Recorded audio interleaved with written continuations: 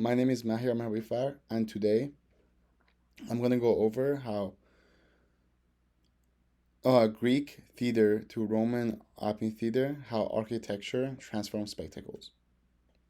This presentation explores how architecture transformed spectacle from the Greek theater to Roman amphitheater. By comparing Greek theaters with the Roman Colosseum, I will examine how changes in form, material, and spatial design altered the viewer's experience and shifted architecture from a scenic setting into a dominant visual force.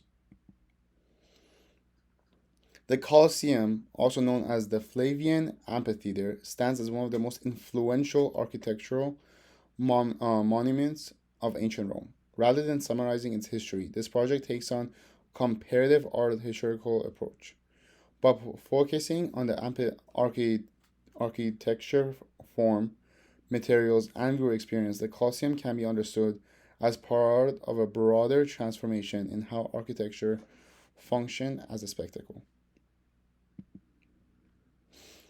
Greek theaters, such as the theater in Epidaurus, were typically built into natural hillsides. Their semicircular seating followed the contour of the landscape, creating an open-air structure that relied on the surrounding environment.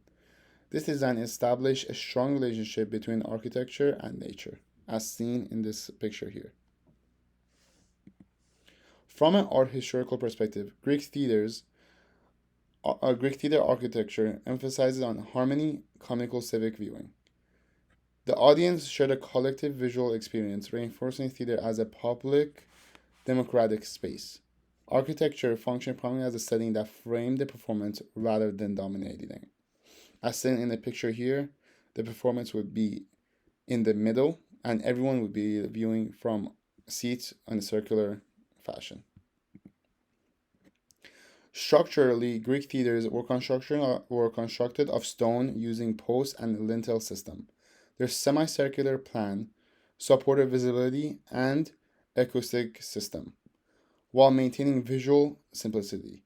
These are architectural choices prioritize proportion and balance rather than monumentality. The transition from Greek to Roman architecture marks a significant shift.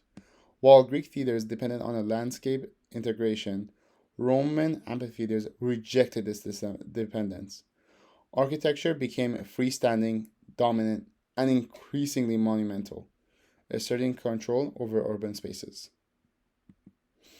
The Colosseum represents this shift clearly. It is a freestanding, elliptical structure constructed of concrete, brick, and stone. Unlike Greek theaters, it dominates its environment, asserting architectural authority within the city of Rome. The exterior facade of the Colosseum features stacked Doric, Ionic, and Corinthian order. While these forms originate from the Greek architecture, the Romans used them decoratively.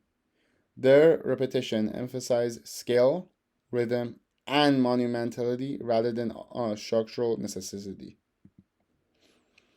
Inside the Colosseum, arches and vaults made possible complex circulation system. Seating was organized hierarchically, reinforcing social order. Roman engineering allowed tens of thousands of spectators to move efficiently, transforming architecture into a tool of control. Beneath the arena floor, the hypogeum reveals Roman architectural sophistication. Lifts, trapdoors, and underground passages, as seen over here, enabled elaborate spectacles. Architecture was no longer passive, it actively produced spectacle and changed performances. When compared directly, Greek theaters emphasized openness, landscape collaboration, and communal viewing. Roman amphitheater emphasized enclosure, architectural dominance, and hierarchical spectatorship. This contrast reveals a fundamental shift in architecture purpose. Roman architecture transform Greek presence by amplifying scale and control. Architecture shifts from a scenic setting to the spectacle itself. The Colosseum demonstrates how architectural design reshape visual experience and cultural meaning. Sources of this presentation include museum publications, scholarly books, and peer-reviewed journal articles. Thank you for watching.